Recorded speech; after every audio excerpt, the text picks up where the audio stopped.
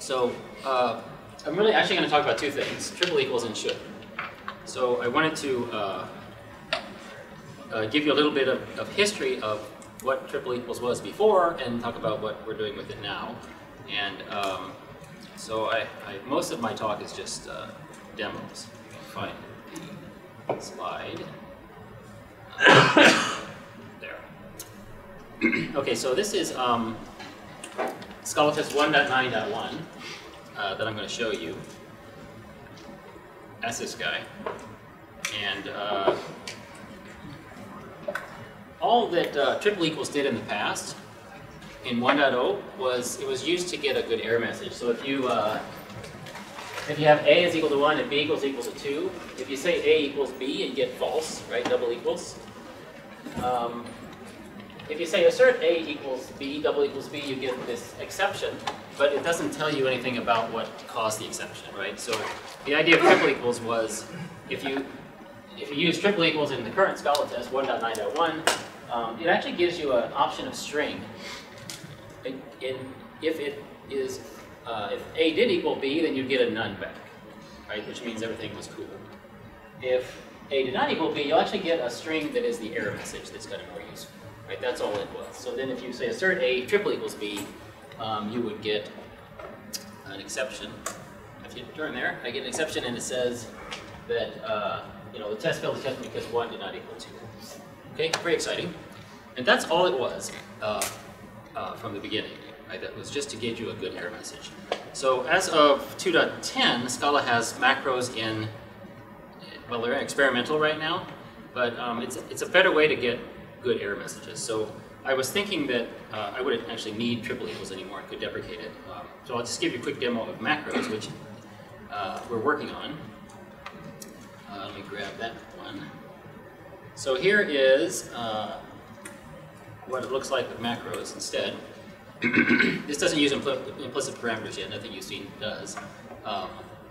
So again, I have A is 1, B is 2. If I say A double equals B, it says false again. But if I say assert A double equals B, it says 1 did not equal 2. So it can just analyze the macro. Assert is now a macro, or will be a macro.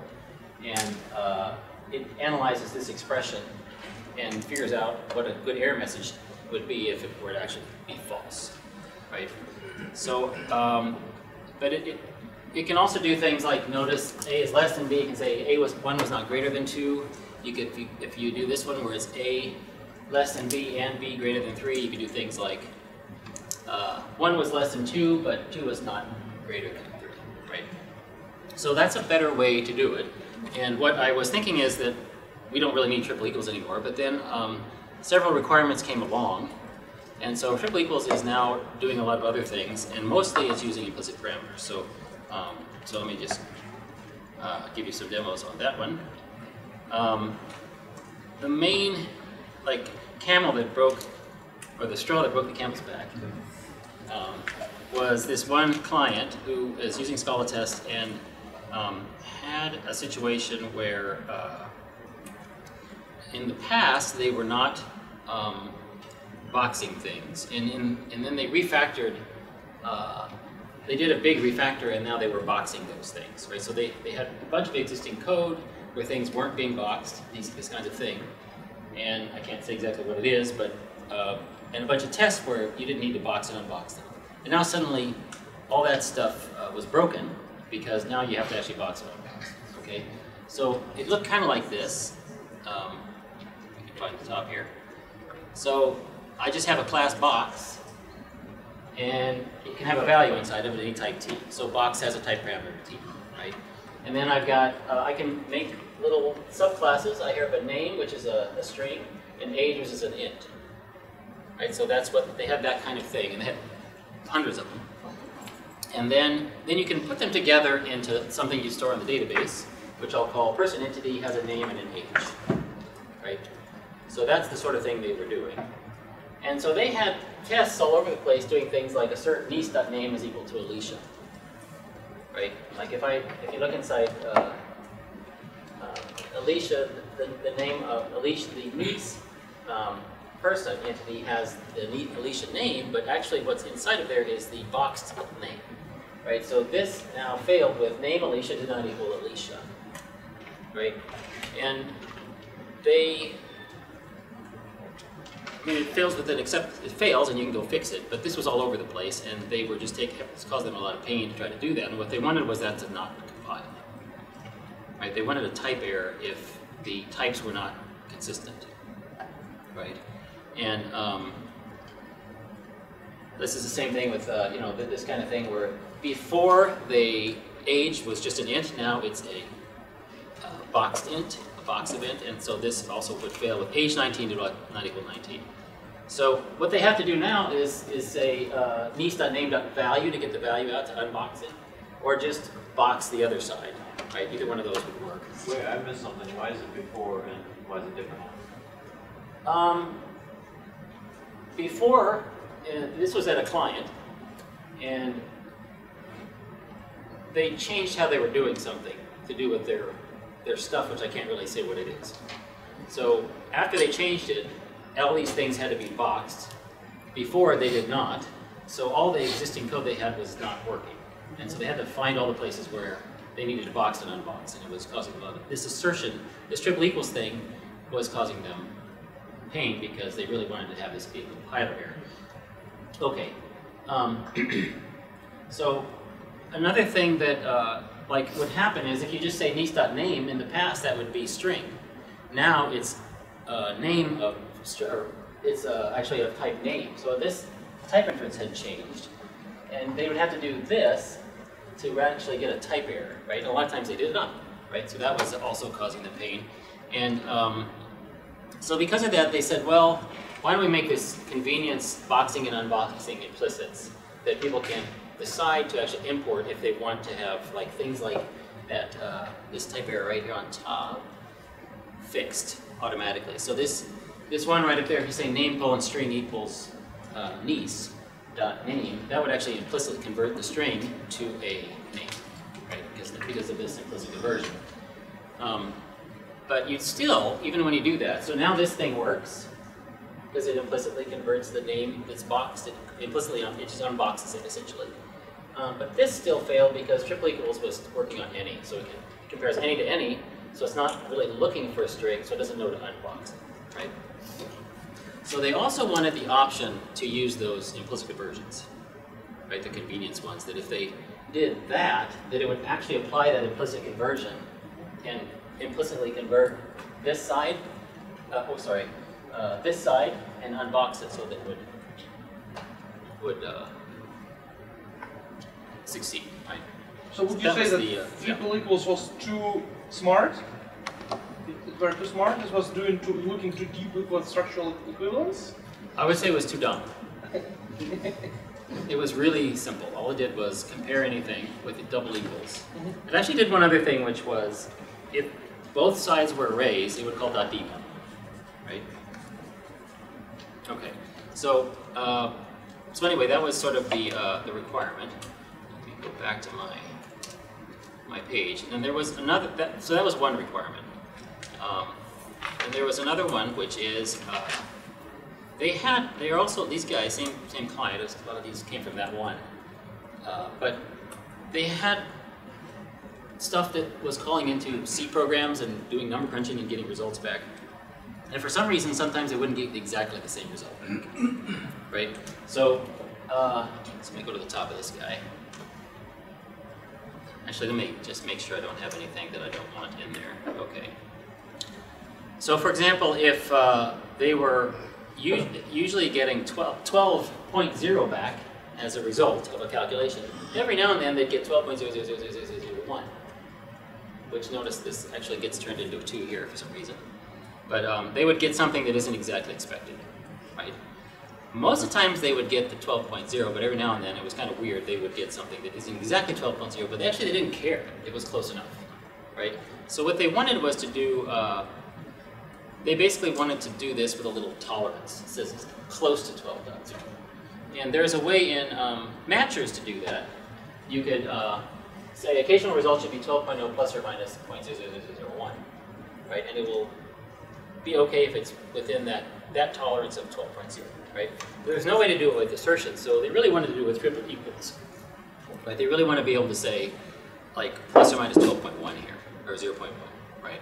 So that was another requirement. And then, moreover, sometimes that was deep, deep down inside. If you look at this one, I'm going to quit out, make sure I'm just using what I'm getting. Like this 12.0, I'm just comparing it for 12.0, but what a lot of times these numbers were very deep inside other objects. So like this is that box again, but this time I'm making a coefficient that's a double. So coefficient is a box double. And then I have a computed result that contains a coefficient, and maybe that could be used in an entity or something. So there's a double, but it's wrapped inside two objects. And if the expected is that there's 12 inside there, and the actual is 12, that'll work fine, but occasionally it would be this. So now, just having plus or minus isn't going to help, because plus or minus doesn't work on something called computed result that I've never heard of, right? So what I really want is to be able to customize what equality means for a type, right? So if I say usual actual equals expected, that's going to work. But occasional actual equals expected, it'll just say that blah, blah, blah, 12.00001 did not equal blah, blah, blah, 12, right? And what they really wanted to do was to be able to customize what equality means for computed results. So one way to do this is just override the equals method. But actually, in this case, a lot of times it made sense that that equals method was looking precisely for 12.0. So they wanted to be able to make extra equal methods. And another way you can think of doing that is to normalize it. So in a lot of cases, people want to normalize things before they compare them for equality, in tests at least. For example, here it may be that the coefficients should only ever be whole numbers. 12.0 is okay, 13.0 is okay, but 13.5 would never be valid. Right? So one way to normalize it would be just to truncate off any extra stuff. And if you just truncated both sides and then compared that with equality, then it would work, right? It would solve the problem also. So normalization was kind of another thing that was thrown in there. So that was sort of most of the requirements. And I'll go back to my slides and I'll show you, because to summarize, what triple equals really needed to do in the future was a tunable type check. So because sometimes it's overprotective when you start like giving type errors, there should be a way to not have a type check. And that also made sure that all the existing uses of triple equals would continue to work as before, right? Compile and use work as before. So it had to actually not have any type check. Or you could select the subtype, supertype type check that would make sure that the left is a subtype or a supertype of the right. Or if they had the, if you have implicit conversion in there, then you may want to be able to require that it's a subtype or supertype, or be implicitly convertible from one to the other, right? So that's sort of what's there. Direct tolerance check is like putting plus or minus to use with triple equals. And custom equality is just basically they want to be able to customize equality on the outside. And they also need to do these things in production code too. So there were a few things showing up in ScalaTest that they kind of wanted to put in production code too, right? And then the last piece is normalization. So, okay, so let me show you a few more demos. So here's shallow tolerance. This one's real simple. And this one doesn't use an implicit parameter. But now I'm going to go to the latest stuff. Like this is the latest snap of 2.0 and snap release that's out. Okay, so here, first of all, there's something called ScalaUtils, which is okay to use in your production code.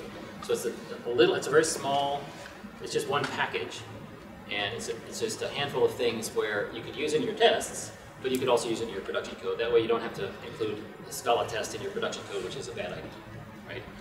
So I import ScalaUtils and something called triple equals, and I create the 12 and 12.0001.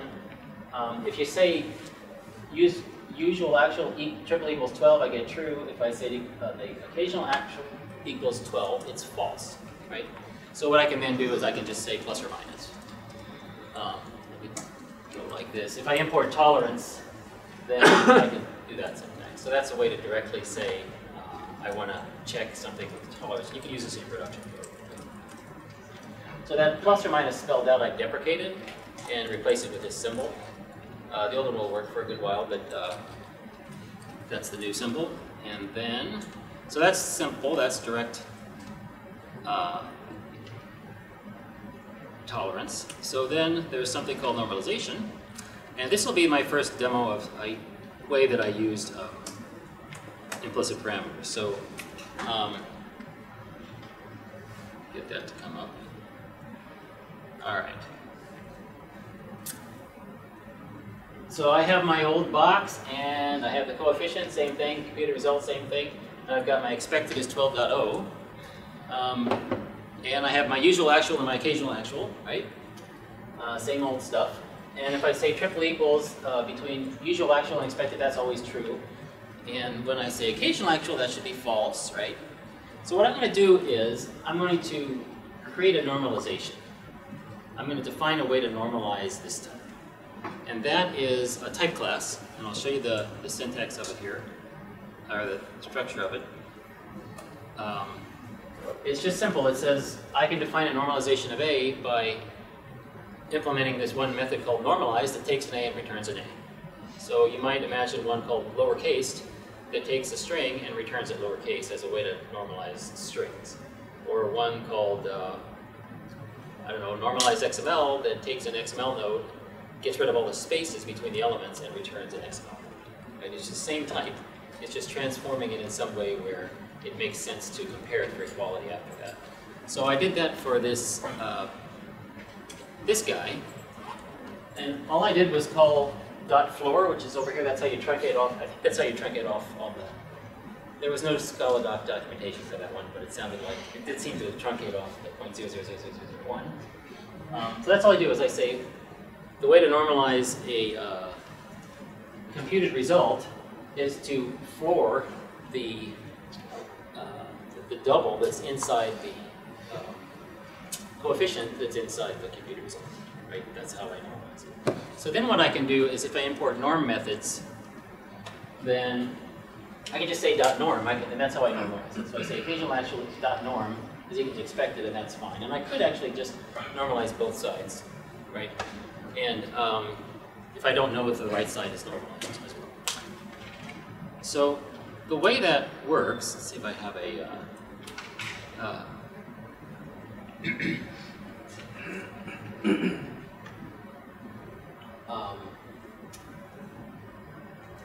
this is an implicit conversion on any type T for which there's a normalization of T available.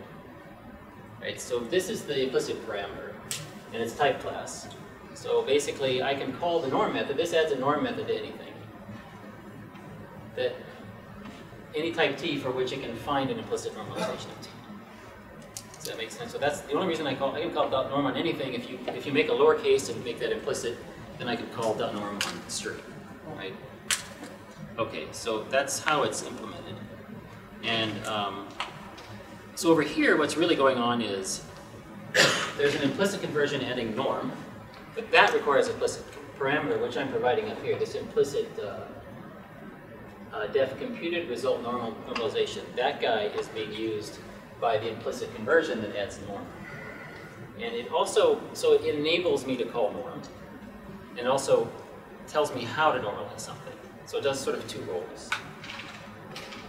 Okay, so that's normalization. Go back to here.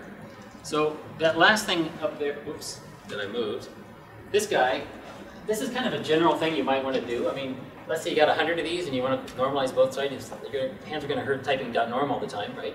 So why not tell it to just always do that? And what that really is a custom equality for computed result type, right? So what you want to really do is customize equality for computed result type, and that's what this one is.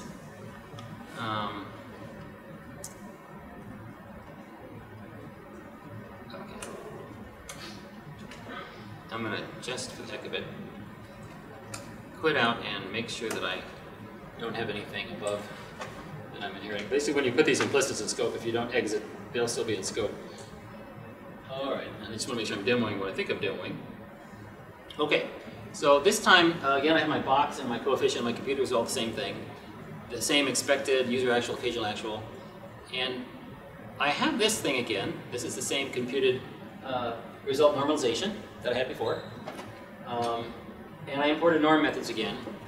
So that's why I can say this, right? So this succeeded because it normalized both sides before comparing it for equality.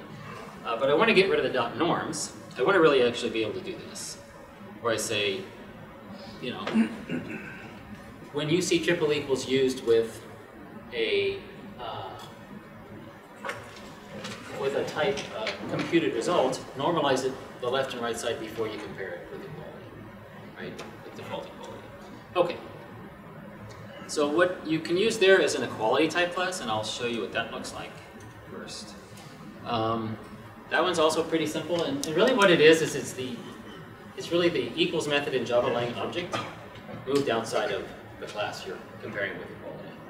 So in Java lang object, there's a known type and an unknown type. Right? The equals method takes any, and so in your and the known type is the type of the class you're in, right? If you have in class rational and you make equals method there, then it's the type of this is rational, and the type passed in is any. So you have to do a type test in Java, and so that's really the same thing here. You implement this in the same way. So here's an example. Go back to this guy. This is an equality of computed result, and so you see B match. I mean, the thing that's coming in as B is any, just like in an equals method. So I have a pattern match, just like in an equals method. And if it is what I think it is, which is the A type, then what I'm going to do in this case is I want to normalize both sides. So I make a norm by calling, because I imported my normalization stuff, I could just call .norm on A, because it already is a computed result. And B norm, I call B comp res, which is when I pattern matched, I actually cast down to the actual type. Right, so I can call .norm on that and normalize that side, and now I just compare the two for equality, and that's the result. Otherwise, it's false. So it's pretty much exactly like just writing an equals method outside the class. And now I made an implicit, so when you do this, it actually worked. Right, that's what I wanted to do. I didn't want to say .norm. Yes. You can probably compress this whole thing into a guard to the computed result. You can define it. Yes, you could. Yes, you could. You can compress it into a guard. So it also works if you import matchers. So like right here you see occasional actual should equal expected because that implicit equality is available. It will pick it up and use it. Right? So the equality works the same with triple equals in assertions or in your production code, just Boolean expressions or matchers. And there's a new one called triple equals here. You can say occasional actual should triple equals expected, and that also picks up equality. But B does not. B is actually just uses default equality. And the reason is that every time you have to do an implicit lookup, there's actually a compile time hit, a slight one. So if you're doing code gen and you're generating 10 million assertions, equality checks, you're probably better off using B. Yes? So what's the difference between these three? Should equal, should, triple equal, should be? This one also does the type checking, which I haven't shown yet. The triple equals is the one where you can do requiring a subtype supertype. Both these two take custom equality. This one doesn't take custom equality, so it'll compile fastest. So those are the differences. And so when I hit return, it still isn't using the implicit equality. Okay. All right, so let me go back to my list here. So really, that's also done, again, with it. Equality is another type class, and these expressions here, all these expressions are taking that type class too. It actually isn't enabling in this case, because there's a default equality always available. So in Java, on the Java platform, there's a sensible default for equality, which is calling double equals. But in ScalaTest, because it was doing that deep on arrays, the default equality, in ScalaTest 1.0, it only did it if they were both arrays. In 2.0, it actually, if either side is an array, it will do it, right? So it's enabled for everything already. So you can always compare things with triple equals. You can always say should equal. And if you want to customize it, then you can give a specific equality like we did here for computed result. And it will use this one instead of the default one because this is more specific. So it doesn't enable it. It just allows you to customize what equality means. Okay. So let me quit this. And I think I copied that. Yeah. Okay, so because sometimes you may want to customize equality, you may want to custom equality just one time and not like in your whole file. It's kind of a pain to bring something in implicit just for that. So you can just, of course, pass, anytime you have an implicit parameter is required, you can always pass in something explicitly, right? So because I figured that would be pretty common in tests, that you just want to have one-off customizations, I made a little DSL for it. So an example is string normalizations. There's a string normalizations trait here in ScalaUtils that has things like lowercase and trim that'll do normalizations like that. And so if I actually don't care about case in some circumstance, like I want to be able to say high equals capital H high and have that actually work and not fail, I can use that explicitly DSL. And the way it looks is decided by default equality of string. That's default equality of string is that default equality that checks to see if either side is an array. Otherwise, it will just use double equals, right? After being lowercase. So first a lowercase both the left and the right, and then we'll use default equality.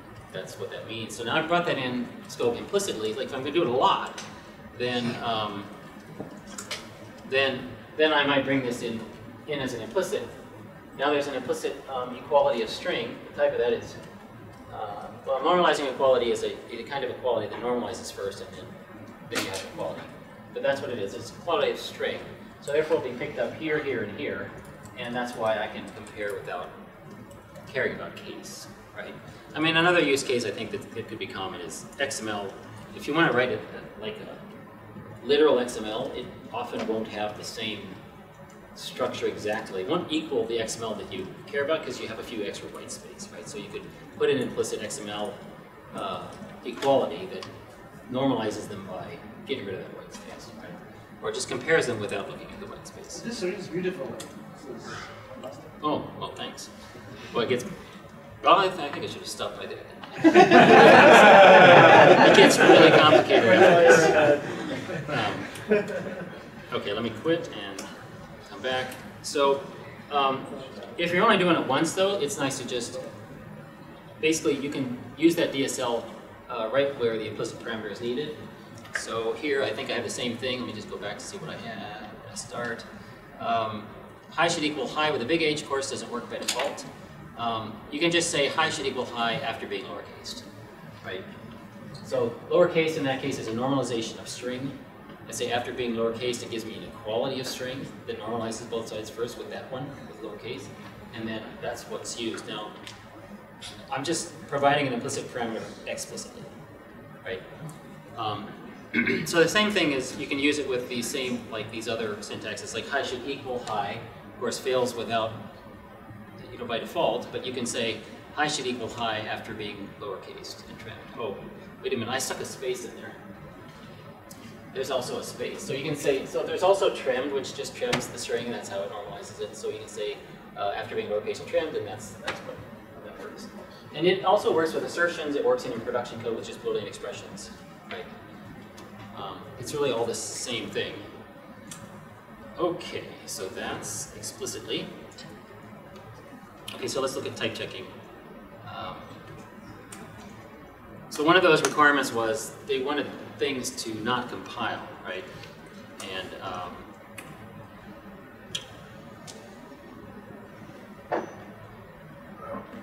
here's an example. I'll go to the top of this guy.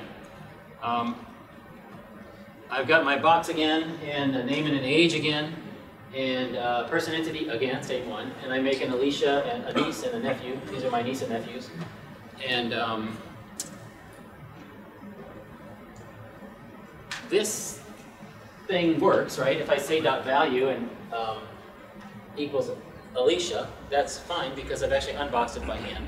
If I box the age, then that also works because they're both boxed, right? But this one, of course, gives me the error that was frustrating these guys. So what you can do is,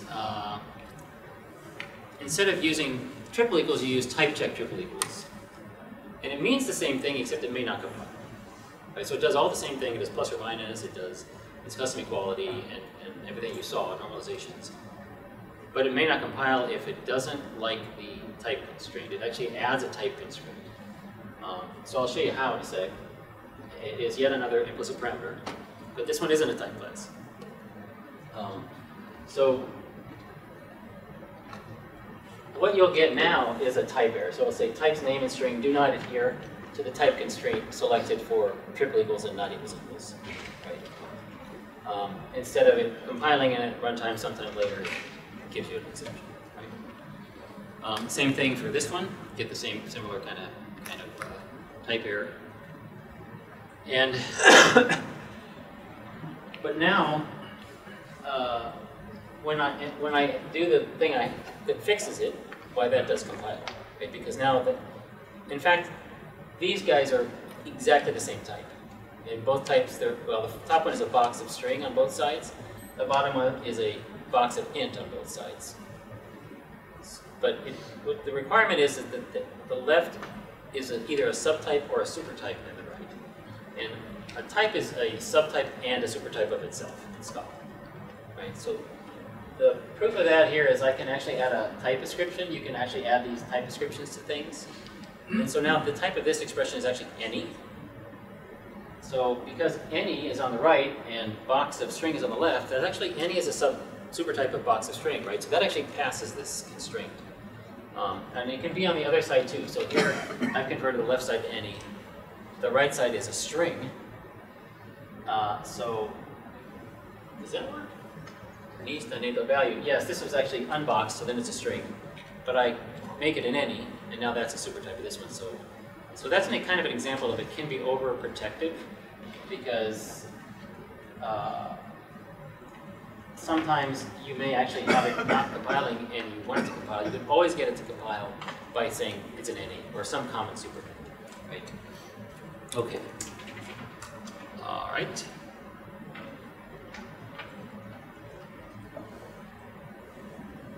What are we doing on time? 4:02. I'm going to go to the other one. So that's good. Yeah.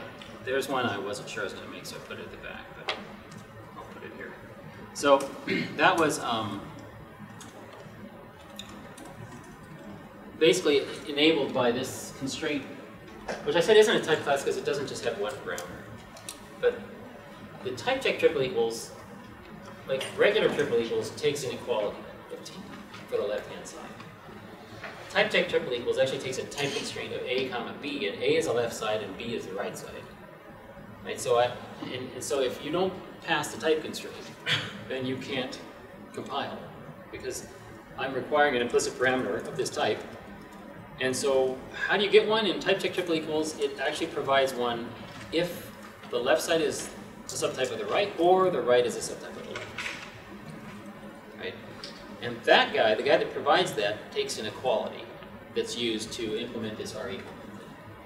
And so it's one of the things that you do a lot when you provide an implicit parameter. You may actually require an implicit parameter in that step. So this is the implicit parameter that's needed is type constraint, and it requires an equality, right? Okay. So so what I wanted to show you, since I think I have enough time, is conversion checked. I'm going to close this and open it again.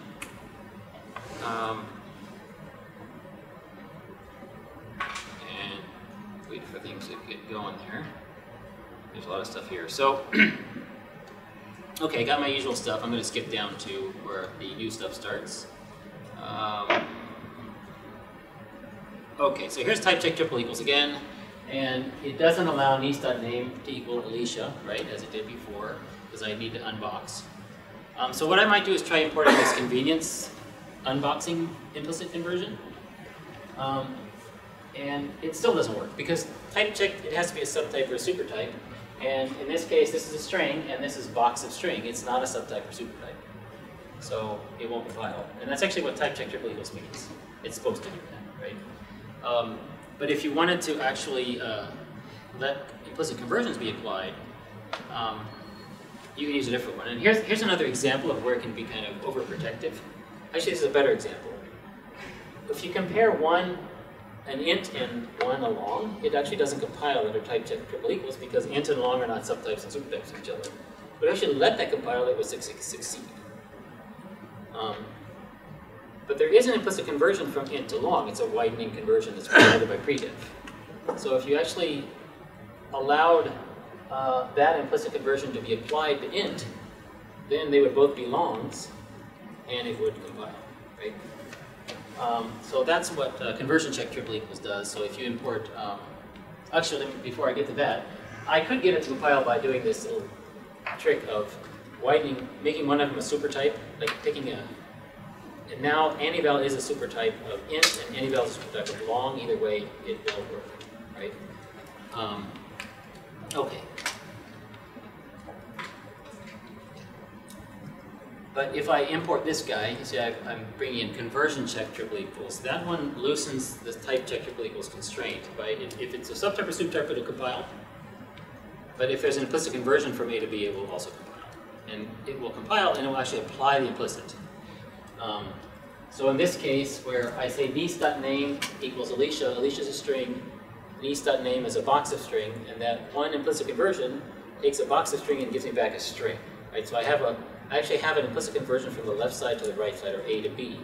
So it will compile, but before it checks this for equality, it will actually convert, it will apply that implicit conversion from box of string to string, and now you have string on both sides, right? And then similarly for like on the bottom here, where I say assert 1L equals 1, there's an implicit conversion from int to long. Now this is actually going from B to A. Right, it's going from right to left. That's my implicit on this one. So it will compile because there's an implicit conversion between these types. But before it checks it for equality, it actually converts the int to long by applying that implicit to int. And now I have two longs. So whether you're using type check triple equals or conversion check triple equals, at the end of the day, you actually have the same type on both sides. Right? And even when it's a subtype supertype, it will actually convert the subtype to the supertype, and you'll have two supertypes. Okay, so that's what's going on behind the scenes. But then, of course, collections don't work like you want them yet, because if you say list of 1, 2, 3 or vector of 1, 2 equals vector of 1, 2, 3, that doesn't compile, even under conversion check, because list and vector are not a subtype or supertype of each other, and they there's no implicit conversion between list and vector, and you shouldn't add one, right? So what you can do is, basically the way this works is all triple equals needs is a type constraint of left type, right type. So what it really needs is a type constraint list, vector, list int, vector int. Right, so you can just give it one, and if you import this guy, it won't give one. Right, so you import traversable equality constraints, then it will, this will now work. And what it does is it makes things compile that actually makes sense for Scala. And the way Scala equality works in collections is if they're both seeks, then they're equal if they have the same elements. If they're both sets, they're equal if they have the same elements. Well, seeks has to be in the same order. And if they're both maps, they're equal if they have the same elements. It doesn't matter if they're immutable or immutable or what kind. As long as they're both seeks, equal, just look at the elements.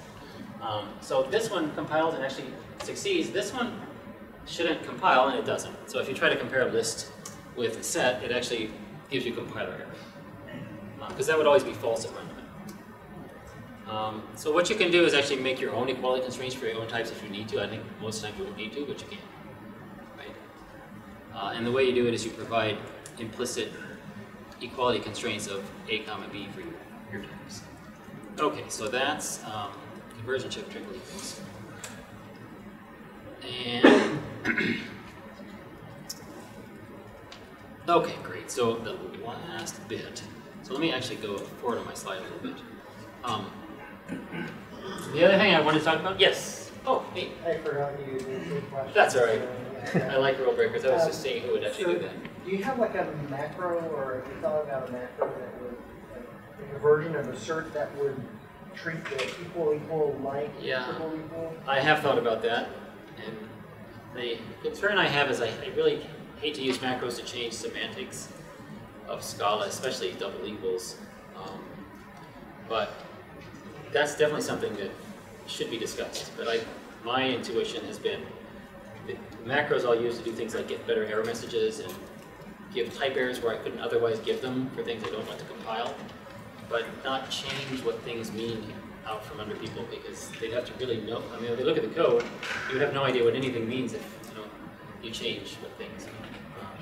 And the other problem with it is that inside assert it would mean one thing, somewhere else it would mean something else, and now it's inconsistent. And I think that's usability problem. But what happens in practice is people forget to say triple equals; they'll say double equals, and then they won't get the type error, and it's painful. So I am aware of that. But anyway. So this is the last thing I want to talk about. This is shorter. So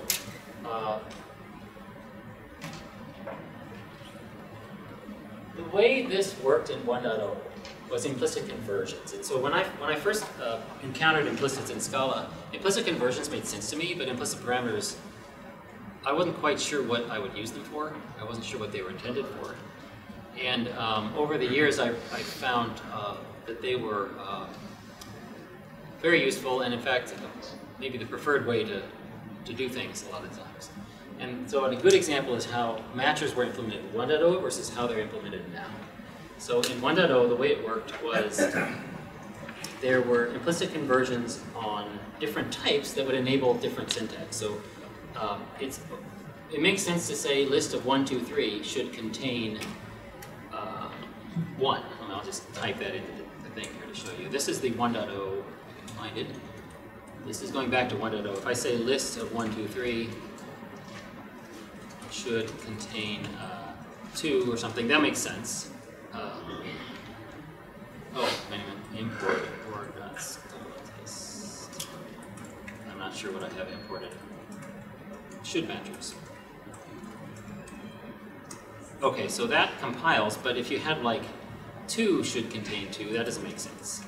And this just wouldn't compile because there's an implicit conversion on any that adds things like equal, right? You can ask anything if it equals something else. But the implicit conversion, there's an implicit conversion on gen_reversible that adds the contain syntax, right? Or it has it in there, and it inherits the stuff from the any should wrapper, right? So there were like about 30 some implicits on different types. There were implicit conversions that enabled syntax and implemented. And what I switched it to was right now there's 2, but there will ultimately be one implicit conversion that adds should. Right? So instead of having some 20 odd implicit conversions that add should and enable different syntax, there's 1. So anytime you call should on anything, it uses the same one implicit conversion that adds should. And then the syntax is enabled by implicit parameters. So if you want to say contain, that'll work for any type for which there's a containing of t. Right? So if there isn't, this is an int, there's no containing int provided. So this would still not compile, but there is a containing for gen_reversible, so that is on the code. Right? So that's the difference. So I can show you some examples here.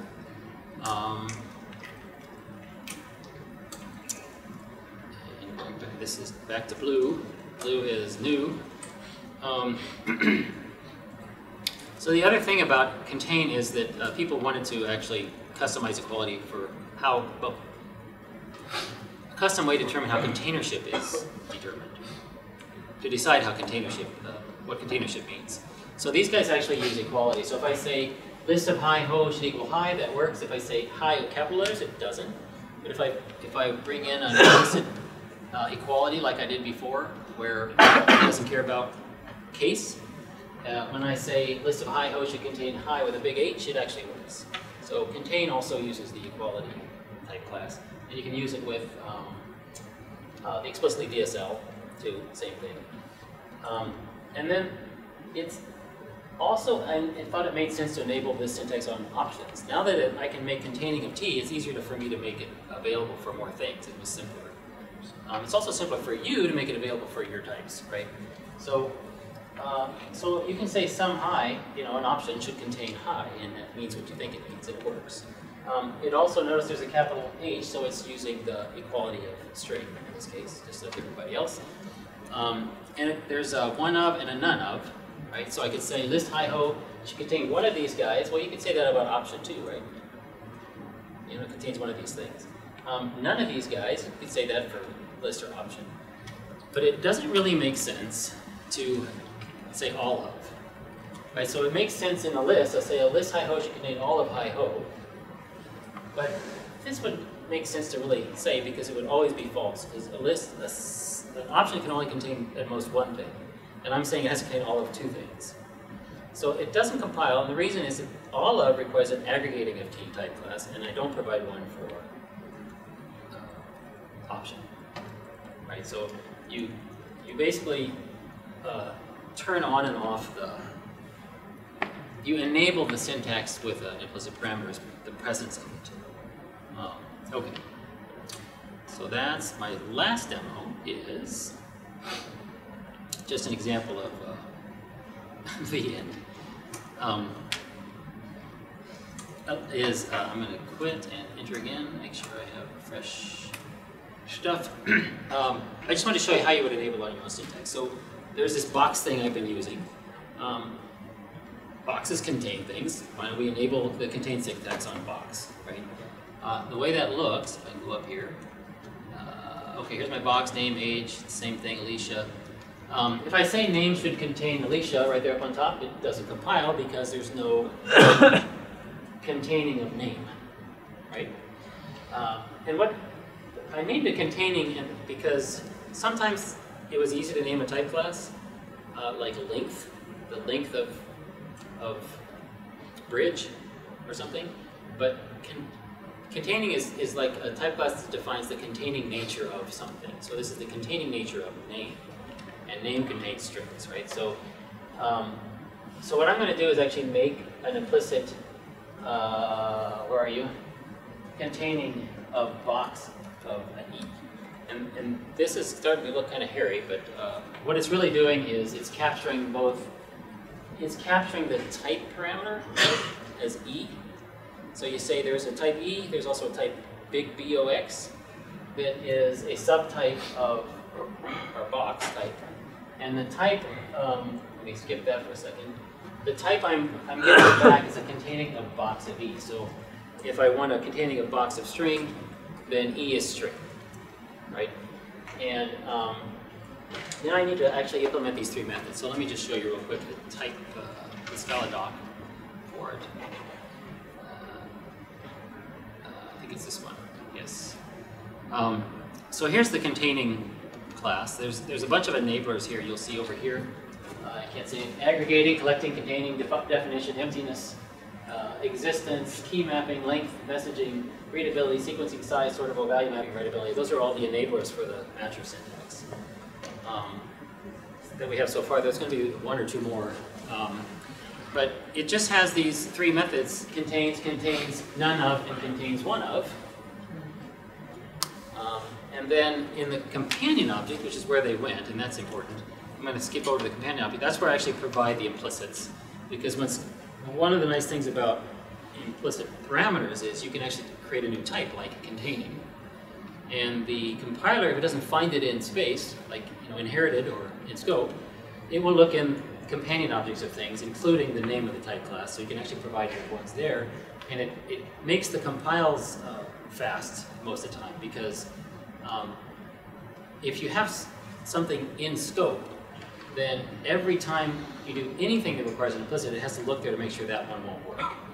Right? So it's good to get most of them out, and the type or the implicit parameters actually allow you to put these implicits. There's a lot more implicits actually in ScalaTest 2.0, but they're all often these companion objects, so it should actually go out faster than ScalaTest 1.0. So if you just compare like finding something in scope versus finding something in companion object, finding it in scope will actually compile faster, because because it finds it sooner in general. But just as far as like getting overall faster compilation, you want to have most of your stuff in companion objects. Okay, so anyway, this is the same kind of thing. Like it actually looks a lot like this one. No, not that one. Option. There it is. Containing nature of option. And what it does is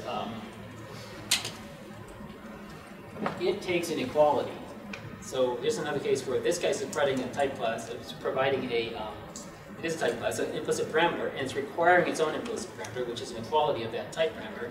And that's why I need to capture the type parameter, so I know which type of equality you're having. And so then it actually uses the equality to determine containership. So now if you go down here and say name should contain Alicia, it actually works, right? The one on top there. If I say Alicia with capital letters, it doesn't work because his name has lowercase Alicia in it. But if I can use the explicit DSL with that now because the provider of the containing of name actually requires an equality of string in this case. And so you can actually explicitly provide it or implicitly bring it in scope, and now it works. So that is all myself. So this would be a good time for questions, although I wanted to ask, well, actually to summarize, these are kind of the use cases I found for implicit parameters. Configuring, which I didn't mention, that's in 1.0, like eventually takes an explicit parameter that determines the patience, so how long to keep trying, how often to retry before you give up and blow up. So that's one use for implicit parameters, configuring, but customizing, constraining, enabling, and sort of the new stuff. So, I want to mention we do have this workshop coming up in San Jose, which is near this town, in end of September. And just questions? Yes? Yeah, so the object that had the nested coefficient yeah. that you wanted to enable custom equality with the nested field, how did you do that? Let me look at the code here, and I'll show you. I'll do the easiest way.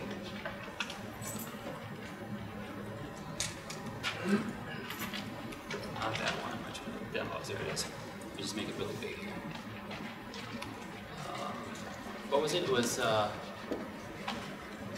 quality of well, I'll look for that. This is it. No, it was. What was it called? It was an equality of coefficient. That's right. I'll look for coefficient. There it is. Quality of computer result. This is the code right here. So triple equals and should equal, all these things are now looking for an equality of t. And there's a default equality for everything. So for me to customize it, I just need to make a specific one for computer result. So this val makes an equality of computer result. And now this one will be picked up instead of the default. Basically, the rules of implicit resolution are kind of similar to overloaded method resolution, where if you have two overloaded methods, one that takes an object and one that takes a string, if you pass in a string, it will pick the string one. It uses the more specific one. Yeah.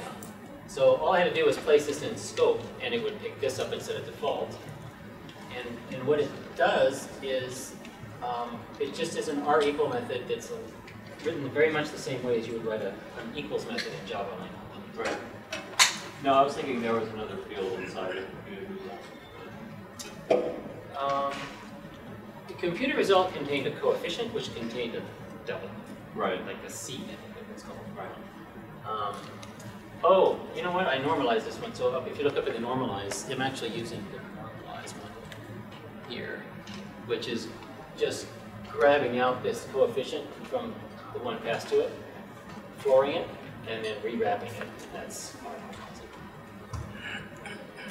Let me look at the time. We have another question? You have about 5 minutes. Yes, 5 minutes. Yes.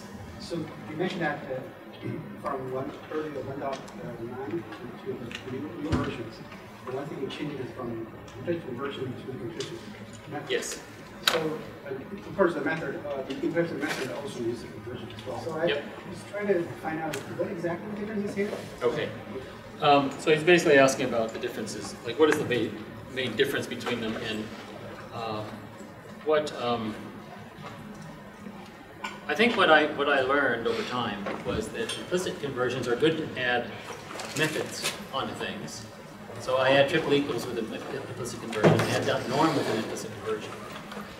But to enable syntax and to define things like what a normalization is for a type, or to enable the contain syntax, things I actually used to use implicit conversions for, I now use implicit parameters. And But your implicit parameter also uses implicit. Yeah. I guess the difference is that what do you use differently? That's my question.